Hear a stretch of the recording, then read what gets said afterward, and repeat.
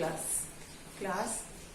चलिए बच्चों, अब हम पाठ परिवर्तन का जो अधूरा अनुच्छेद हुआ था यानी अधूरा हुआ था हमारा, उसे हम आज पूरा करते हैं।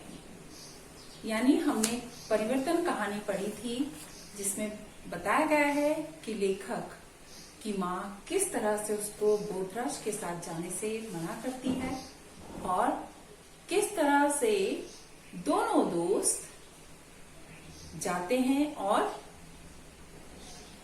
मैना के घोंसले को तोड़ने की कोशिश करते हैं।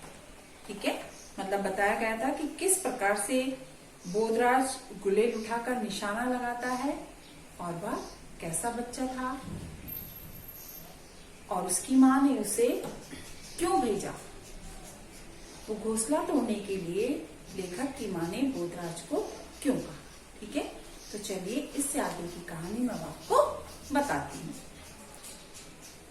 चलो यहाँ से निकल चले, मैंने डर कर कहा।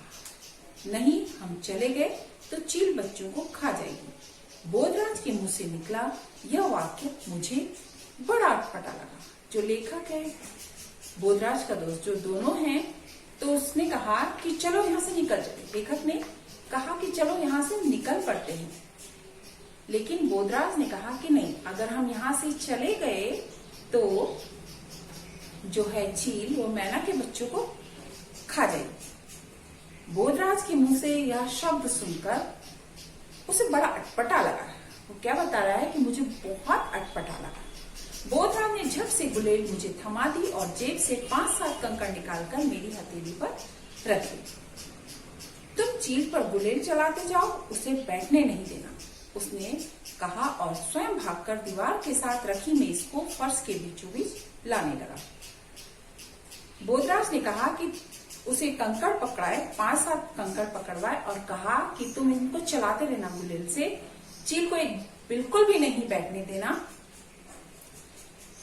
और वह खुद भागकर दीवार के साथ रखी मेज को फर्श के बीचों बीच ले आए। मतलब फर्श के बीचों बीच जो मेज रखी थी उसको खींचकर ले आए। मैं गुलेल चलाना नहीं जानता था। 1-2 बार मैंने गुलेल चलाई, लेकिन इस बीच चील गोदाम के दूसरे सहतीर पर जा बैठी।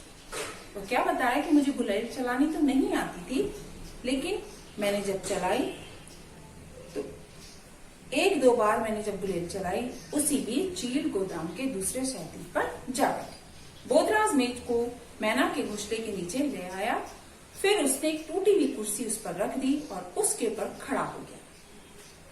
बोधराज ने दोनों हाथ ऊपर उठाए, जैसे तैसे अपना संतुलन बनाते हुए धीरे से घोंसले को उठा लिया और घोंसले को थामे ही छलांग लगा। उस दौरान क्या किया बोधराज ने, जो उसने टेबल बीच में मेज को बीच में खींचा था, उसके ऊपर उसने क्या किया, एक टूटी हुई कुर्सी रखी और उसके ऊपर खड़ा हो गया। मेज के ऊपर कुर्सी रखकर खड़ा हो गया और जैसे तैसे उसने अपना संतुलन बनाकर रखा और धीरे से उसने घोंसले को उठा लिया और जैसे उसने घोंसले को थामा, उसने छलांग लगा लिया। चलो बाहर निकल चलो, उसने कहा और दरवाजे की ओर लपका। उसने कहा कि चलो अब बाहर चलते हैं और दरवाजे की ओर लपक गए। दरवाजे से बाहर निकलने की ओर चला गया। गोदाम में से निकलकर हम गैराज में आ गए। गैराज में एक ही बड़ा दरवाजा था और दीवार में एक छोटा सा झरोखा। जब वो दोनों गोदाम से निकले तो गैराज में आ गए। गैराज में एक बड़ा दरवाजा था, एक ही बड़ा दरवाजा था और दीवार में छोटा सा झरोखा, छोटी सी खिड़की थी।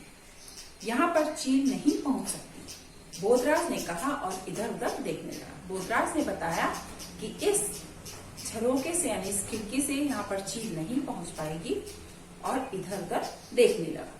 थोड़ी देर में घोंसले में बैठे मैना के बच्चे चुप हो गए। बोधराज बक्से पर चढ़कर मैना के घोंसले में झांकने लगा।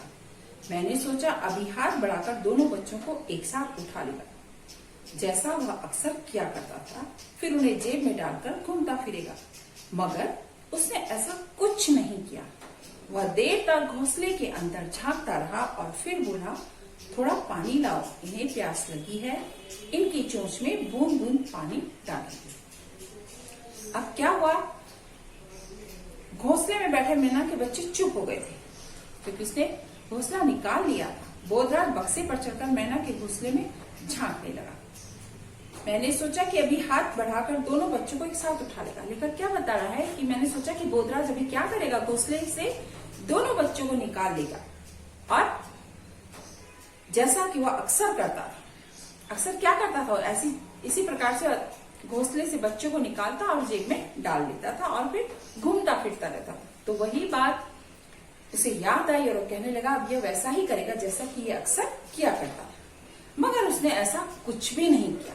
बोधराज ने ऐसा कुछ नहीं किया।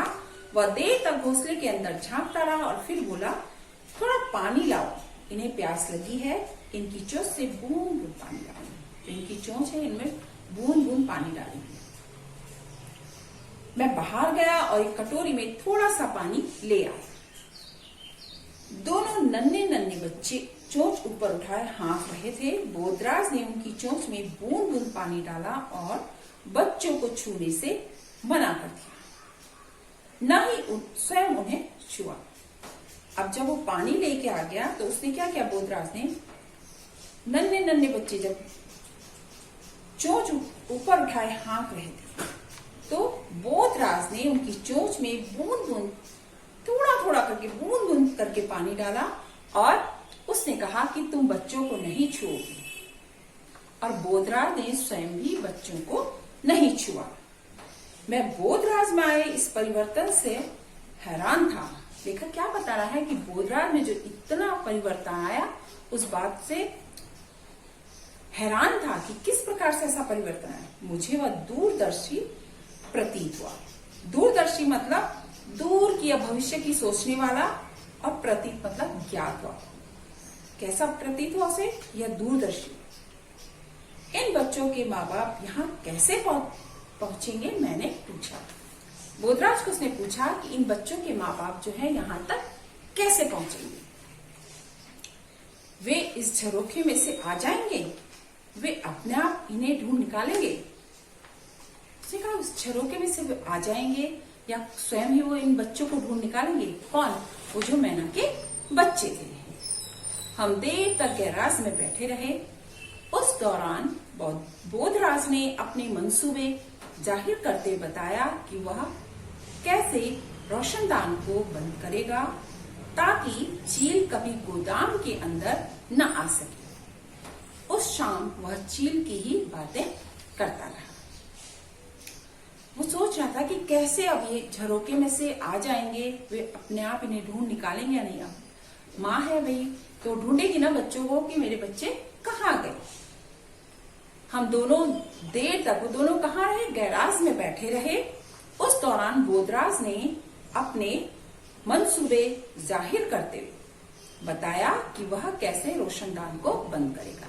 मंसूबे मतलब इरादे, मंसूबे मतलब उस दौरान बोधराज ने अपने इरादे जाहिर किए, मतलब उसको बताया कि किस प्रकार से वह रोशनदान को जो है कैसे बंद करेगा ताकि चील कभी गोदाम के अंदर न आ सके, ताकि जो चील है कभी भी गोदाम के अंदर न आ सके।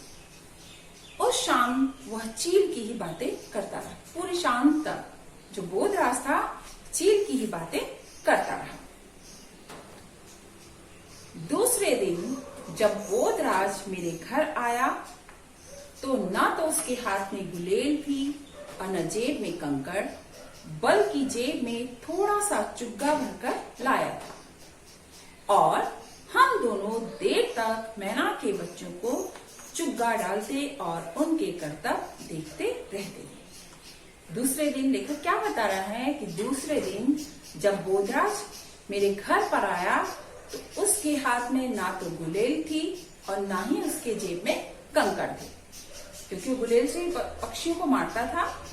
और ना उसके हाथ में गुलेल थी और ना ही उसके जेब में कंकड़ थे, बल्कि क्या था जेब में, क्या बता रहा है लेखक कि उन दोनों चीजों के बजाय क्या था उसकी जेब में, उसकी जेब में थोड़ा सा चुग्गा। क्या था, चुग्गा। ये जो दाना लाया था मैना के बच्चों के लिए, वो दाना लाया था। और हम दोनों देर तक मैना के बच्चों को चुग्गा डालते और उनके करतब देखते रहते। लेखक बता रहा है कि उसकी जेब में ना तो कंकड़ थे और ना ही उसके पास गुलेल थी, था तो क्या, चुग्गा। चुग्गा किसके लिए लाया था, मैना के बच्चों के लिए। उस दिन पूरी देर तक, मतलब वो जो चुग्गा भरकर लाया था, दोनों देर तक मैना के बच्चों को चुग्गा डालते रहे और उनके करतब देखते रहे। किस तरीके से वो छोटे छोटे बच्चे अपने करतब कर रहे थे, दोनों देखते रहे। समझे बच्चों? तो देखिए, आपको मैंने ये पाठ पूरा पढ़ा दिया है, इसका अर्थ भी आपको समझाया है, और आप जितने मैंने प्रश्न उत्तर दिए थे, आप आगे भी इसी प्रकार से करेंगे। ध्यान से बच्चों, यदि आप वाचन अच्छे से करेंगे तो आपको प्रश्न उत्तर ढूंढने में कोई भी परेशानी नहीं होगी। ठीक है? देखा आपने कि किस प्रकार बच्चे में परिवर्तन आया, बदलाव आया, किस तरह से उसका व्यवहार बदला। कहाँ तो बहुत शैतान बच्चा था और कहाँ वो इतना समझदार हो गया था। दूसरे पशु पक्षियों को बहुत परेशान करता था, लेकिन एक दिन की घटना ने उसमें इतना बड़ा परिवर्तन ला दिया। आशा बच्चों कि आप लोगों को ये पाठ समझ में आया होगा। तो आप इस पाठ के बहुत अच्छे से, जितने भी मैं आगे आपको प्रश्न उत्तर दूंगी, आप उन्हें बहुत अच्छे से करेंगे। और राइटिंग का, हैंड राइटिंग आप बहुत ध्यान से देखेंगे। मैंने बार बार, इसीलिए मैं बोर्ड पर बार बार पैटर्न लिखती हूँ कि किस प्रकार से डेट, जो कि आप स्वयं डालेंगे, मैंने आपको बताया कि किस तरीके से लिखना है, और पाठ का नाम, नंबर। ठीक है? आपको अच्छे से लिखना है, लापरवाही नहीं करनी है, प्रश्न उत्तर आपको ध्यान से करने हैं। कहाँ लाइन छोड़नी है, कहाँ लाइन नहीं छोड़नी है, ध्यान दीजिए। जब आपका एक उत्तर खत्म हो जाता है, उसके बाद एक लाइन छोड़िए, तब आप दूसरा प्रश्न करें। ठीक है? आशा बहुत अच्छे से काम करेंगे और समय समय पर मुझे भेजेंगे। थैंक यू बच्चों, अपनी पढ़ाई मन लगाकर करना। Thank you.